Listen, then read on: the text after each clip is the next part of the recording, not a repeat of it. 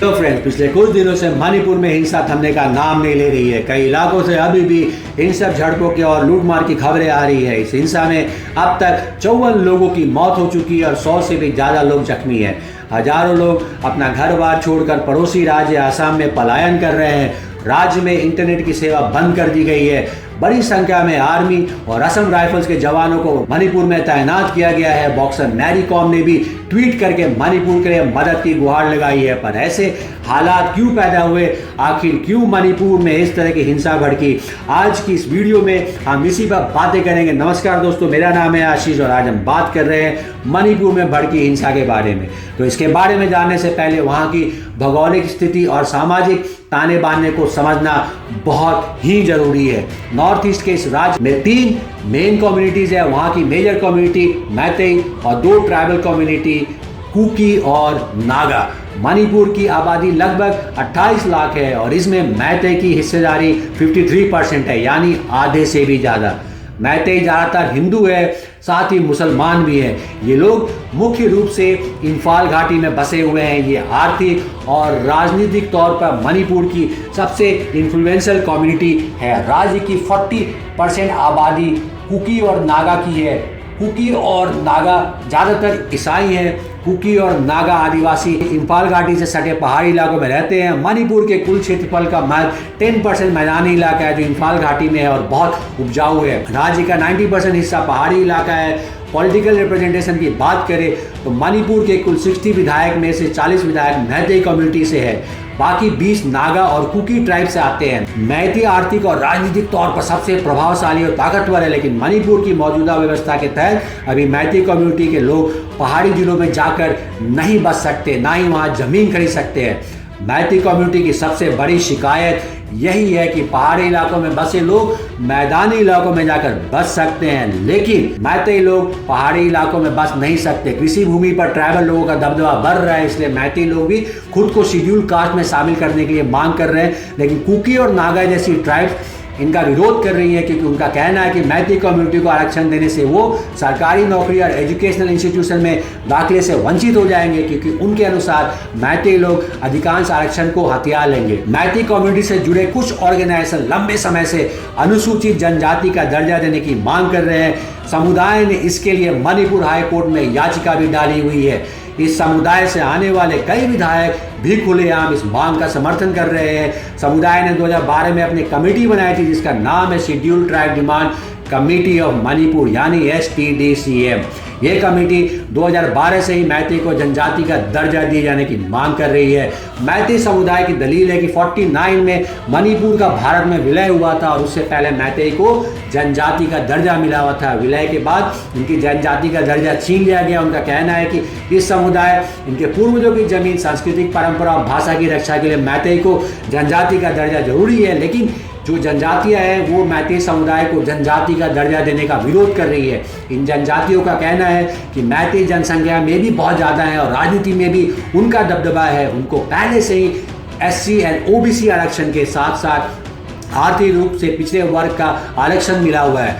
उनकी भाषा भी संविधान की 8वीं अनुसूची में शामिल है। मणिपुर में सबसे सुविधा संपन्न जाति मैतेई है और ऐसे में मैतेई समुदाय को सब कुछ तो नहीं मिल जाना चाहिए। अगर उन्हें और आरक्षण मिला तो फिर बाकी जनजातियों के लिए कॉलेज में दाखिला पाना और नौकरी पाना बहुत मुश्किल हो जाएगा।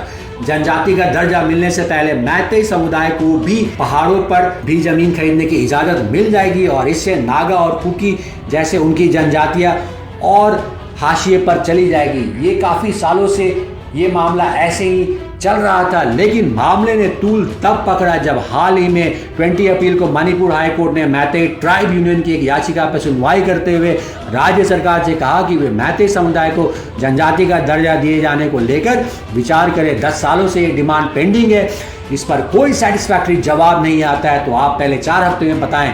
कोर्ट ने केंद्र सरकार की भी ओपिनियन मांगी। कोर्ट ने अभी मैतेई समुदाय को जनजाति का दर्जा देने का ऑर्डर नहीं दिया है, सिर्फ एक ऑब्जर्वेशन दी है, लेकिन इस ऑब्जर्वेशन के बीच लोगों का गुस्सा है। 21 अप्रैल को मणिपुर विधानसभा की हिली एरिया कमेटी ने सर्वसम्मति से एक प्रस्ताव पास करके कहा कि कोर्ट की इस आदेश से वो दुखी है। उनका कहना है कि कमेटी एक संवैधानिक संस्था है और उनसे भी सलाह मशवरा नहीं लिया गया। आपकी जानकारी के लिए बता दें कि पहाड़ी इलाकों से चुने गए सभी विधायक इस कमेटी के मेंबर होते हैं, चाहे वो किसी भी पार्टी से हो। इसके बाद 3 मई को all tribal students union Manipur आदिवासी एकजुटता रैली निकाली। ये रैली मणिपुर की कैपिटल इम्फाल से करीब 65 किलोमीटर दूर चुराचांदपुर जिले के तोड़बंग इलाके से निकाली गई, जिसमें हजारों की संख्या में लोग शामिल हुए।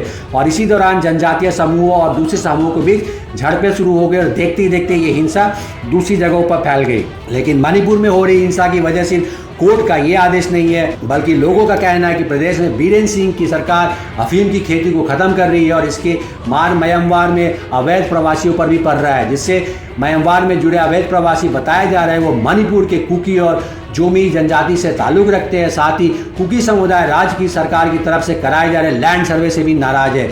ये सर्वे चुराचंदपुर खोपम प्रोटेक्टेड फॉरेस्ट इलाके में किया गया था। प्रोटेक्टेड फॉरेस्ट रीजन करीब 491 किलोमीटर क्षेत्र में है और ये चुराचंदपुर, विष्णुपुर और नोनी जिलों में फैला हुआ है। कुकी समुदाय लैंड सर्वे का विरोध कर रहा है। उसकी मांग है कि 1966 में सरकार के उस आदेश को रद्द करे जिसमें आदिवासी इलाकों को प्रोटेक्टेड रिजर्व फॉरेस्ट यानी आरक्षित वन घोषित किया गया था। उनका कहना है कि इसके जरिए उनसे उनका जंगल छीना जा रहा है। Indigenous tribal leaders forest ITLF ने लैंड सर्वे के विरोध में 28 अप्रैल को चुराचंदपुर में 8 घंटे का बंद का ऐलान किया था, जिसके बाद वहां तोड़फोड़ और आगजनी हुई। इस हिंसा में पुलिस और कुकी समुदाय आमने सामने था, लेकिन 3 मई की आदिवासी एकजुटता रैली के बाद ये हिंसा जातीय संघर्ष में बदल गई। एक तरफ मैते समुदाय के लोग तो दूसरी तरफ कुकी और नागा समुदाय के लोग। देखते ही देखते स्थिति इतनी बिगड़ गई कि पूरे राज्य में कर्फ्यू लगा दिया गया है। राज्य में आने वाली सभी ट्रेनों को बंद कर दिया है।